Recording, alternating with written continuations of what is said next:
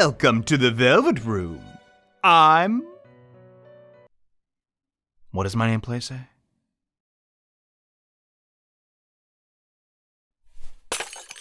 I'm Johnny Awesome, and I'm delighted to make your acquaintance. Today, I will be formally introducing my P6 Imagine project, a collaborative effort between myself and the greater Persona community to imagine what the future of the series may resemble. But why go out of your way to imagine a game that will eventually come out? Are you that impatient? Far from it. To understand why, we must go back to the year 2011, when the Western Persona fandom was quite young and very naive, myself included. After completing my first playthrough of Persona 4 on PS2, I turned to the internet to ask when the next installment in the Persona series would arrive. And after a quick search, the first image I came across was this. A striking picture with a blue butterfly and a monochrome man in prolonged thought. What was this? The link led me to a YouTube channel titled ATLUS XP5, which appeared to contain a leaked track list for the next Persona game. Now keep in mind, at this point in time, ATLUS did not possess the funds to advertise their games in Times Square, so Persona information was, believe it or not, pretty hard to come by. So to verify if this was a genuine Persona product was not as easy as one might believe. Digging further, once translated from Japanese to English, the videos were all titled Persona 5 Imagining Project, indirectly communicating to the viewers that this was the creator or creators' imagining of what the future of the Persona series may resemble. The music for this imagining project was retitled Japanese pop music from various artists that the average Westerner would likely have never heard of before. Sometimes these tracks were remixed with spell effects of the Persona series and featured iconography and characters from the games like Marie and Igor. A project like this could never happen again in the modern era of the internet, as the Persona fandom has never been larger.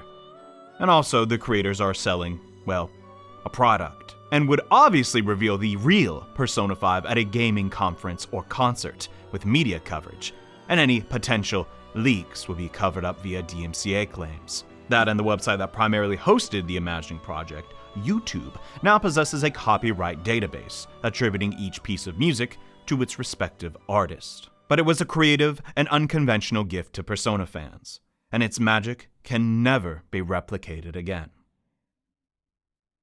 So I tried to replicate it again. Feeling nostalgic for this project and seeing no one else attempt anything like it for the fans that enter the series post true Persona 5, I decided to take matters into my own hands. And on April 1st, 2019, released my own take on the project, titled P6 Imagine, with the pure intention of messing with people. I love messing with people, you should try it sometime. But when reception to this simple April Fool's joke was so overwhelmingly positive, and my fans demanded to know more about it, I was put in a bit of a bind, for you see, this is all I had planned.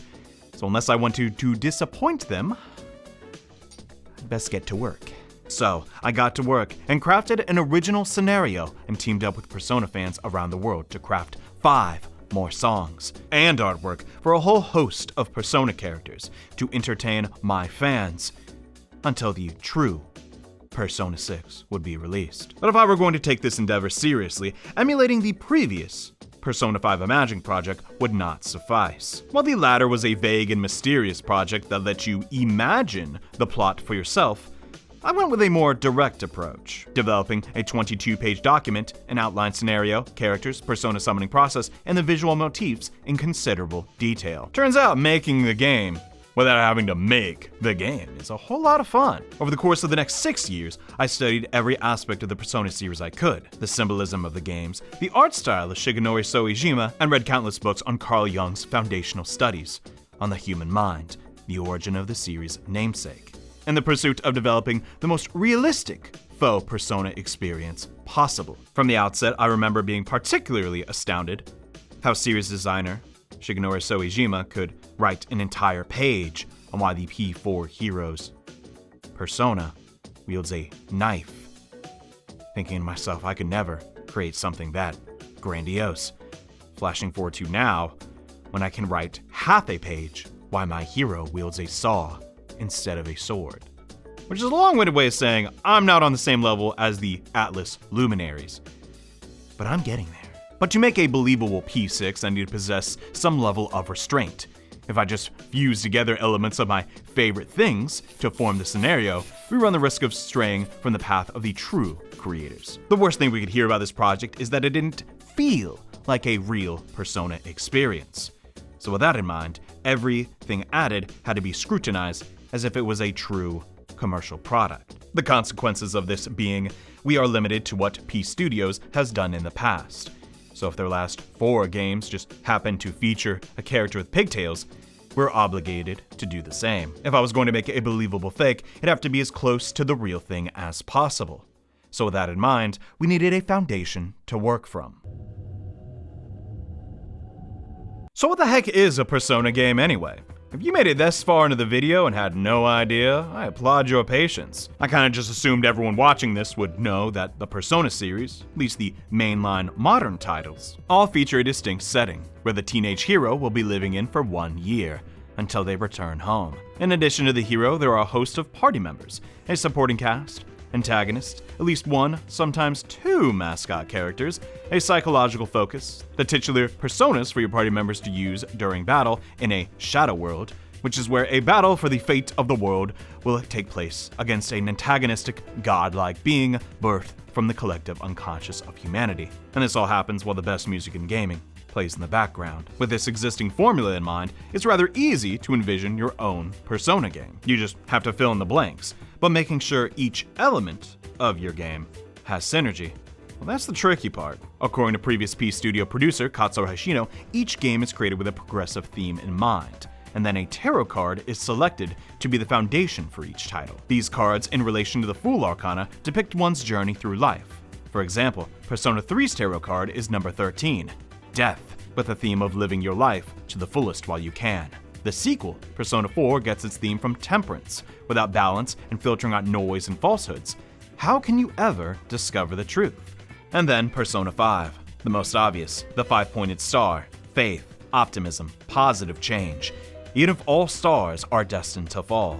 These esoteric cards are the bones of the Persona series, and their relation to the human mind, spirit, and our shared mythology. They are, in a sense, the base of every game in the series, and without them, well, you just have another game about high school kids.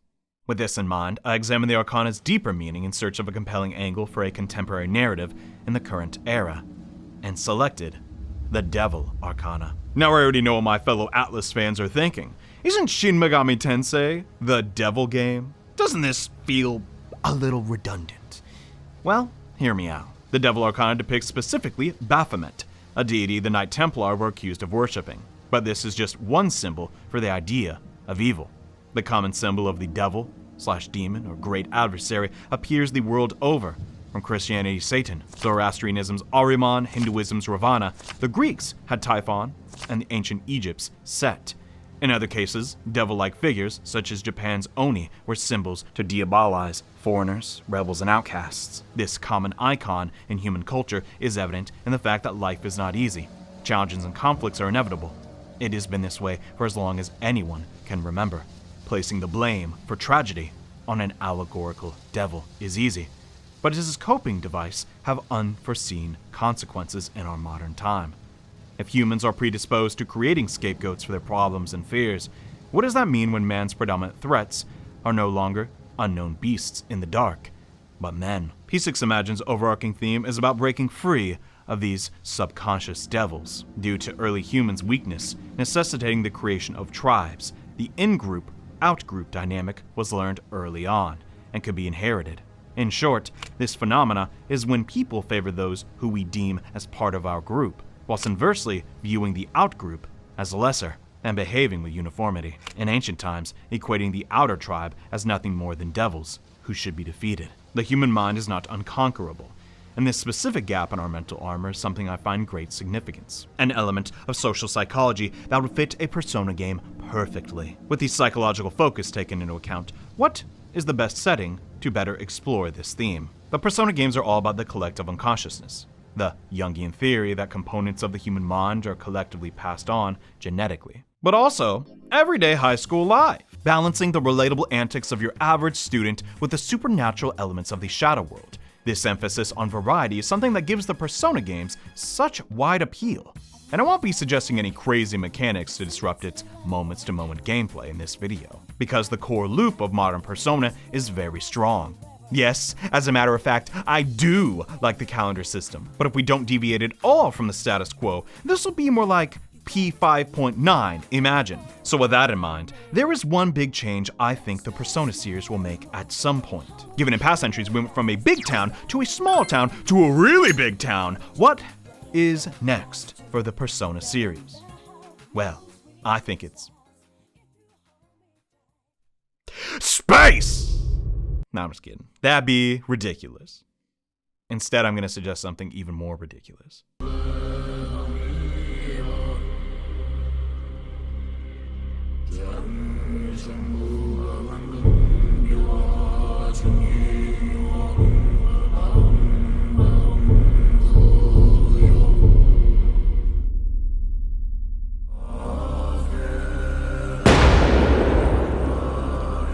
America, aka USA, is an unconventional location for a Persona game to take place. Technically, every single Persona game has been located in Japan, except the brief moment where the Phantom Thieves visit Hawaii. One could argue that a Persona game that doesn't take place in the land of the rising sun isn't a true Persona game, as that is a part of the franchise's identity. And suggesting otherwise would imply that I dislike Japan. My rebuttal: P5 was originally planned to be a journey where the heroes would backpack across the world. So at least to ATLUS, the thought of an international Persona game is not off the table. I love Japan, but even after a lifetime of studying their culture, I don't have the confidence I could write a convincing narrative that accurately portrays their culture's issues. So outside of respect and necessity, we take the scope of this project internationally. That and after completing P5 and witnessing its simultaneous deconstruction and celebration of a collectivist society, the idea of a Persona game that tackles the issues of a individualist culture is something I'd love to see. So I made it myself. But America's a pretty big place. Where the heck are we gonna have this game? I'm a Florida guy, but I know video games and swamps simply just do not mix. So I had to do some location hunting elsewhere. And there is one place in the Americas that would fit Persona like a glove.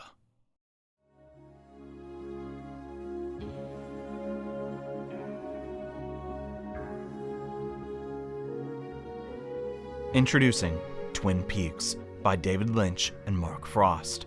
It's a 1990s mystery TV show, and in the simplest terms, is the most surreal and coolest America has ever looked. And the directors for the Persona series think so too, having homages to it as far back as the very first Persona. I made a whole video talking about that very thing. If you want to know more, check it out. Point being, nobody does Americana quite like David Lynch, and a Lynchian Persona game is just begging to be made. Katsura Ashino, the previous P Studio director, even stated David's film Mulholland Drive was a source of inspiration for the visual mechanics of the Persona games. He's such a big fan, he showed the movie to the entire Persona development team, which must have been slightly awkward, given that movie has multiple sex scenes in it, but point being, for this project, David's Twin Peaks, Fire Walk With Me, Blue Velvet, Mulholland Drive, and Inland Empire act as a soft mythology for our setting and characters. These films, like Persona, are experiences that appeal to the unconscious mind and contain strong Jungian influences with dreamy atmospheres. Stories of love, darkness, and the human mind. Hey, just like Persona! But these films are also psychological thrillers. At a glance, Twin Peaks may just look like your average soap opera, but fans of the show know this is just a facade. Underneath the mask is something viscerally repulsive that I dare not spoil for you here. Lynch's works could also act as a bridge from the East to West. As when Twin Peaks was released in the early 1990s, it was a big hit in America, but a cultural phenomena in Japan. Something on the scale I've never heard of happening again. If we were serious about this change in location for Persona 6, then exploring the American Northwest is the most logical destination.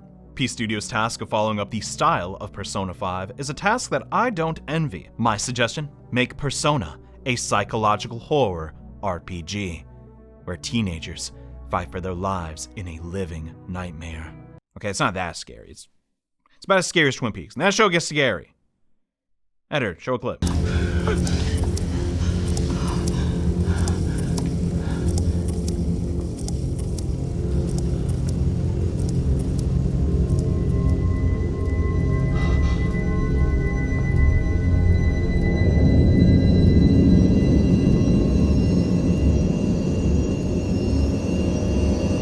Pretty freaky, right? Is this all just an elaborate marketing scheme so you'll watch this TV show I like? I'll never tell. Our small town like Twin Peaks is Juniper Falls. You see, it's a milling town in western Oregon, which got its name by cutting down juniper trees. It's in this town the player character Ace, a Japanese foreign exchange student, is sent to live in for 1 year. They were selected to attend the prestigious Asher Academy private school. Not because of their excellent grades or talents, but because they have a relative that lives in the county and they speak excellent English. This is done for multiple reasons. 1. If Persona games are primarily created for an Eastern market, those players would need an analog, as they are also in unfamiliar territory. And 2. For those who do live in the West, they get to experience the outside perspective and oddities we are already accustomed to from the view of a foreigner. Both can empathize with Ace's struggle to fit in and celebrate members of this community befriend the hero over the course of a year. Entering a new setting as an unknown is a key element of recent Persona titles, as each fool goes on their journey. And this big change could keep that tradition feeling fresh. I say throw a foreign town in there, mix it up a little bit. One could argue this setting is not too different from Persona 4's Inaba, and I agree. They are similar, but Juniper Falls has its weirdness turned up to 11. We got a character like the Log Lady. I don't even know how to begin to describe the Log Lady. Juniper is a town filled with East-centric characters, surrounded by nothing but acres of trees. But it's not all bad. They have their state-famous local diner, Winky's, and one big school, Asher Academy, that has the prestige to funnel townies from out of state to keep the population healthy and neighborhoods gentrified. Side note, I made Juniper Falls in SimCity 2000, and according to that game, it's an awful place to live. I'm trying not to take that to heart, but the game might have a point. There is something very weird about this town and its citizens. But who the heck even lives here? Now that we have a setting, we need characters to populate it and explore the themes of the narrative. The first character I developed was the hero, who set the precedent for the rest of the cast. In our first artwork, the hero held a card between their fingers, the Ace of Spades. Originally, there was no real intent behind this.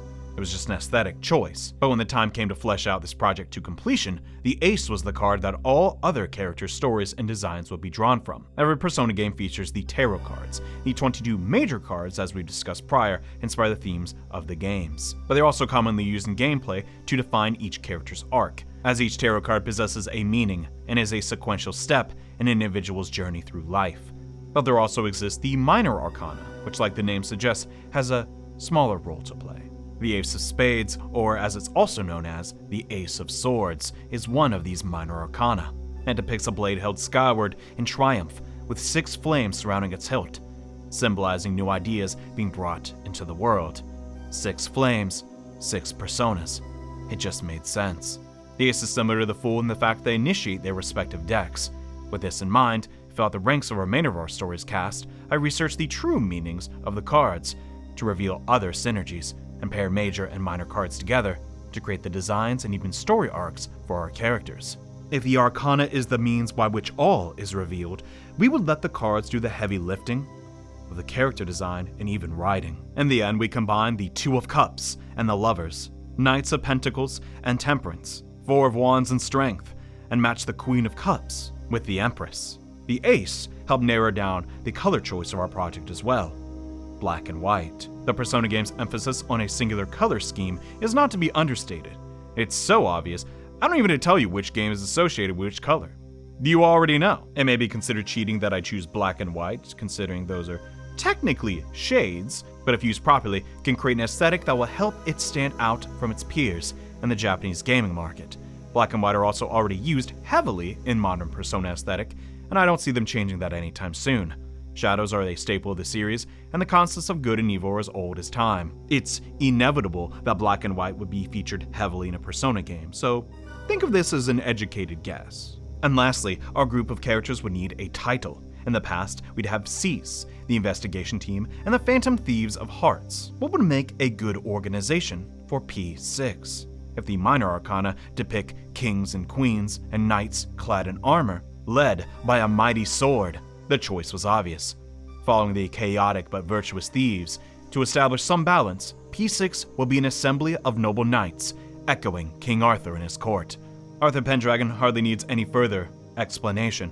The 5th century king is popular the world over and is similar enough to Persona 4's Izanagi in the sense that, like a progenitor god, he could be the heart of a game's mythological focus. And the wielder of this mighty archetype is our hero, Ace. Our silent protagonist does not deviate too much from the standard. He or she is a youth from Japan who leaves their home to embark on a fool's journey in Juniper Falls.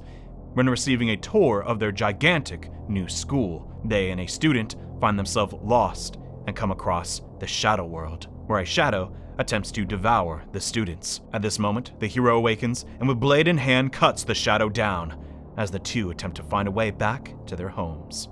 Their persona is actually not King Arthur, but Lucius. One of my prerequisites for this project was to limit myself to an initial persona that had already been selected for use in a proper ATLUS game. With much consideration, I decided to select Lucius Artorius Castus, one of the theoretical sources for the legend of King Arthur.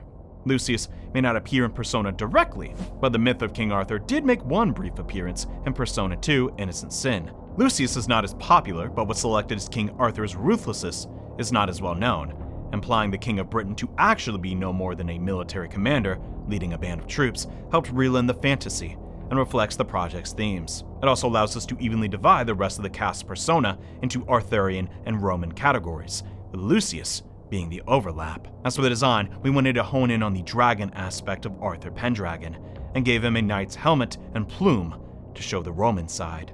He's not as slender as past heroes' persona, but his heft is a good contrast for the series, and points to the overabundant force of the Roman Empire during Lucius's tour. Okay, I'll fess up.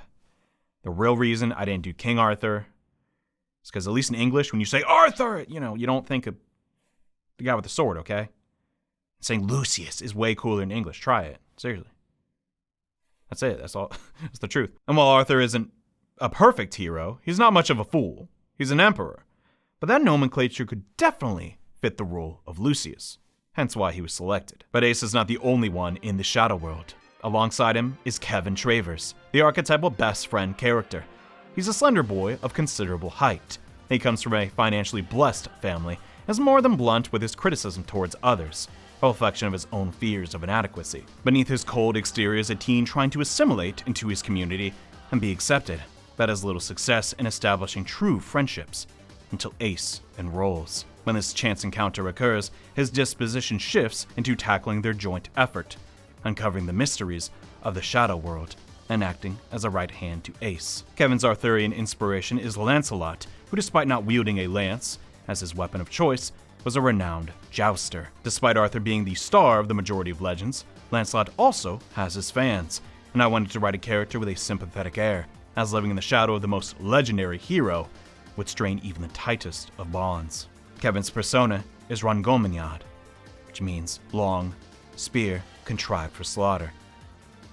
Let's just call him Ron. Ron, the distinctly non-magical spear wielded by King Arthur in the Welsh Triads. Its design is felt with a frozen composition, because icicles are something of a natural forming spear. While it may seem rather disappointing that Kevin's persona is nothing more than a reliable pointy stick, the significance of ancient poets to include this detail amongst Arthur's legendary weapons left an impression on me.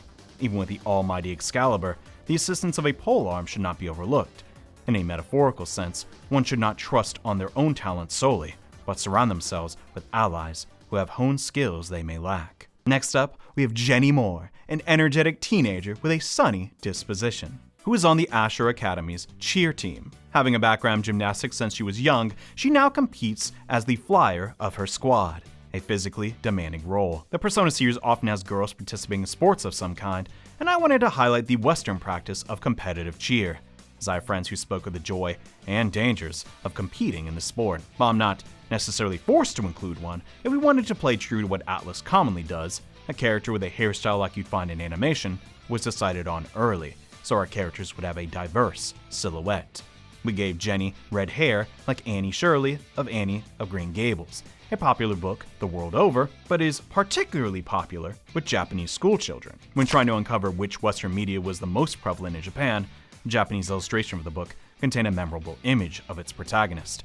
And I wondered if this was the reason copper or red hair characters are so common in Eastern animation, as the book's popularity appears to be evergreen even now. Jenny's persona is the demigod Heracles. The first major arc of our scenario involves Jenny's innocent sin that she inflicted on a childhood friend, as well as the trauma of killing her own pet hamster one night while they both shared a bed. This act of violence has surely healed from the victim, but Jenny still has fears and insecurities that she is an inherently violent and destructive person. And Heracles drew the most parallels. The hero, after being sent into a mad rage by Hera, killed his wife and children, and to atone, went on a quest to complete 12 labors. One of these feats was the slaying of the Nemean lion. A similar taming of a beast is shown in the Strength Arcana card. So for our Heracles design with the Strength card as the focus, we crafted a masked wrestler whose lion mane appears as a cloak of his own.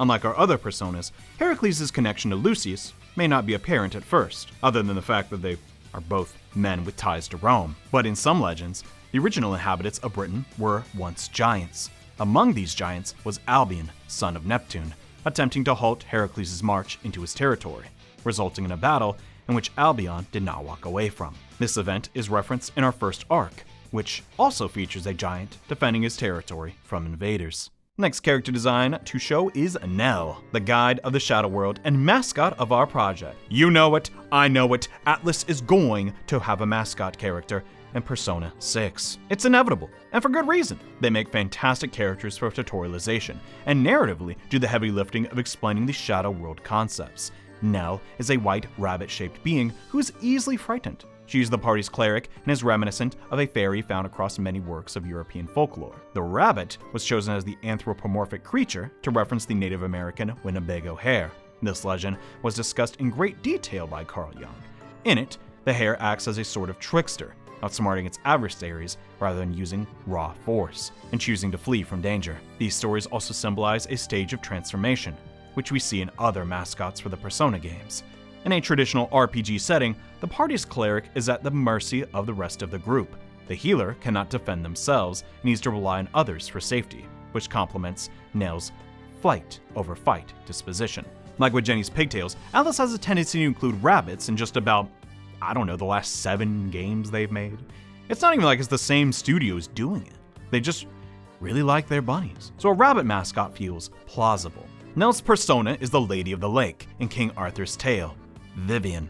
A member of the Fae, it is Vivian who bequeaths Excalibur to the king, but also, she holds the role of mentor to Lancelot.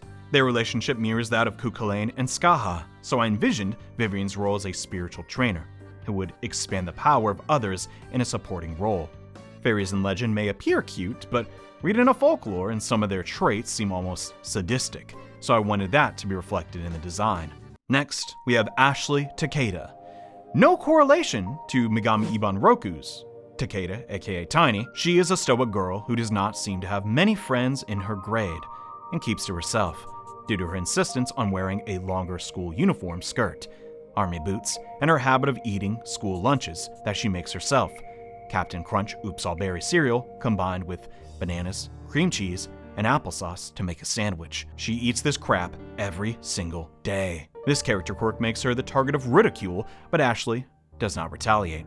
She knows that she can't, as she has an estranged relationship with her mother, who is a member of the school's parent-teacher association. Miss Takeda also created this association to keep a doting eye on her daughter. This inability to escape her helicopter parent results in Ashley lacking the autonomy to form her identity outside her family, resulting in her frequently dissociating when at school, only finding catharsis within books and taking pictures of mushrooms she finds in the woods. And as if her life wasn't complicated enough, she also has a persona. Of course, any well-rounded RPG party needs a mage, and the master of black magic for our story could only be Morgan Le Fay. She is a major antagonist in Arthurian legend, but not in every telling of the story. In other depictions, she acts as a supernatural supporter to the king, even taking him to Avalon to be healed when he is on death's door. But due to the trend of demonizing witches, this more favorable side of the Fae is not the dominant image. Her artwork has elements of the raven, the animal that symbolizes her, a gown being supported by barbed wire at her shoulders, and a maw in which flames pour forth.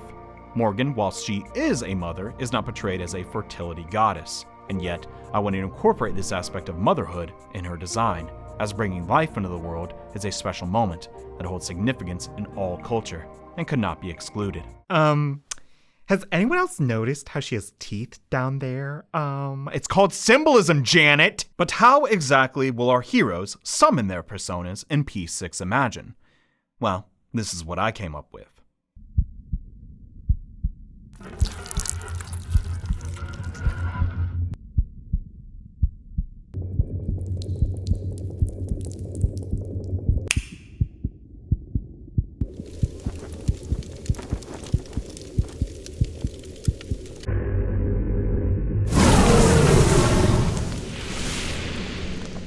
Past persona summonings and transformations were very cranially focused. You point an evoker to your head, wear glasses on your head and smack a card. You rip a mask off your head and get a persona.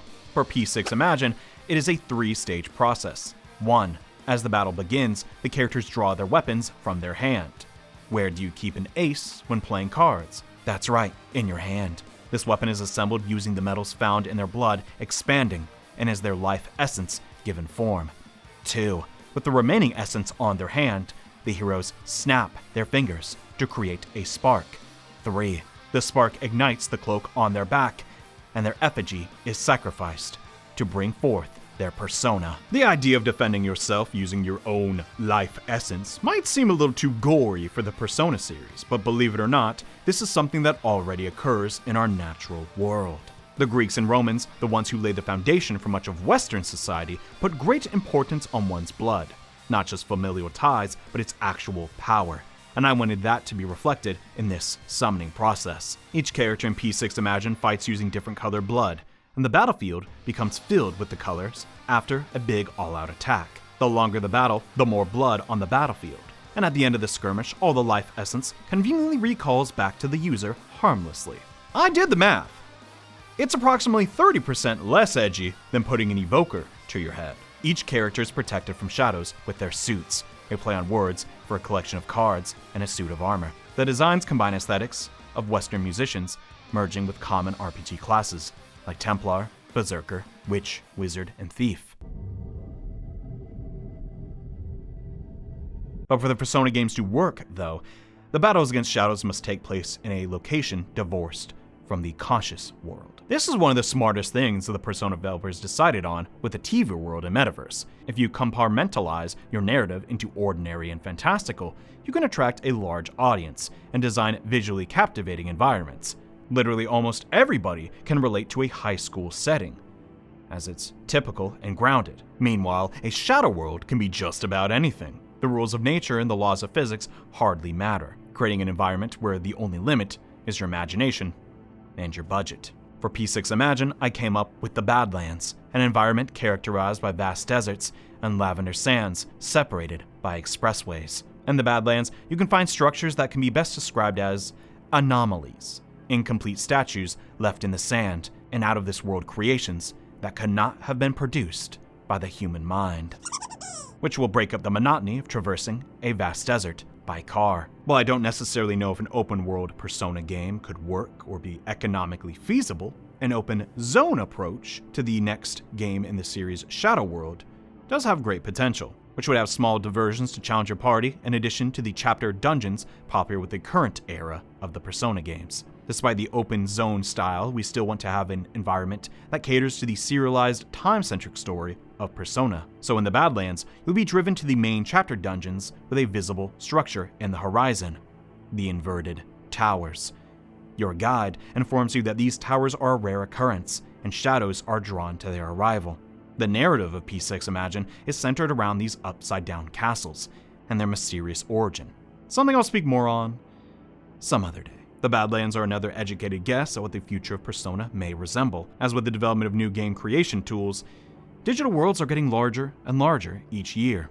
And in prior titles, the randomly generated floors of Tartarus, the TV world, and Mementos are unanimously agreed to be the weakest aspect of the Persona games. Admittedly, the primary reason I created the Badlands this way is to resolve the issue of Persona 5's Mementos.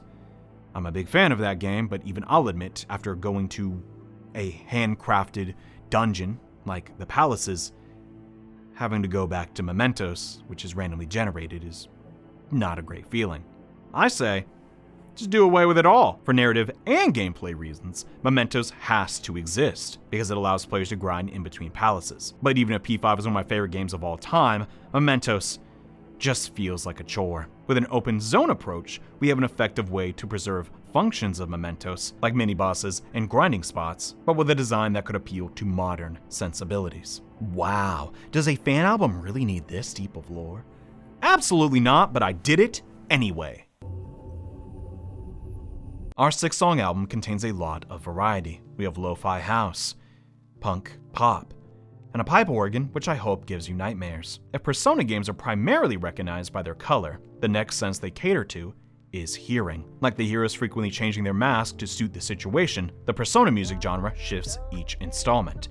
P3 used modern hip-hop and pop, P4 pop and soft rock, P5 acid jazz and stadium rock. P6 will have... I have no idea. And that's why this is so fun. It could be literally anything. Except country. Hope it's not country. The point is, Persona music is unconventional for role-playing games, and it is for that reason that it is unpredictable. Did you think that Persona 5's music would be inspired by the song at the end of Napoleon Dynamite? No, nobody saw that coming. Despite this high degree of freedom, though, the sound, especially the sound, had considerable thought poured into it. In the end, staying true to our themes, I went with a dualistic approach with this album. Some genres have wider appeal than others. When you're in your everyday life and visit a public place like a shopping center, the music is curated to reduce anxiety, increase time spent in the store, leading to the patrons purchasing more items. This common area approach was taken for 3 of the 6 songs in the album, with the idea that these were the songs that would play during the daily moments of a Persona title, and we'd let the fans speculate on where. Inversely, when it came to our Shadow World soundtrack, we could be more experimental and strange, picking a niche subgenre like alternative that you enjoy all by yourself. The type of track you listen to get through your traffic jam or study session. Blood-pumping music that reminded me of my youth. Running out of school, ready for the weekend, was the aim, even if it's not a trending genre currently. This black and white approach is something that is easy to grasp, and you can hopefully see the appeal in. The truth is, Persona music also already does this, but with P6 Imagine, we're being a little more deliberate with the genre shift. But this is just the introductory video. I have a whole lot more to discuss with P6 Imagine. If you'd like to see more, I suggest subscribing so you don't miss the next update. And in the meantime, I recommend checking out our album, which can be found in the link below. And stick around for the credits, as this was not a one-man show. I sincerely have to thank so many people for helping create this project and give back to the Persona community. Until next time, more videos coming soon. Bye.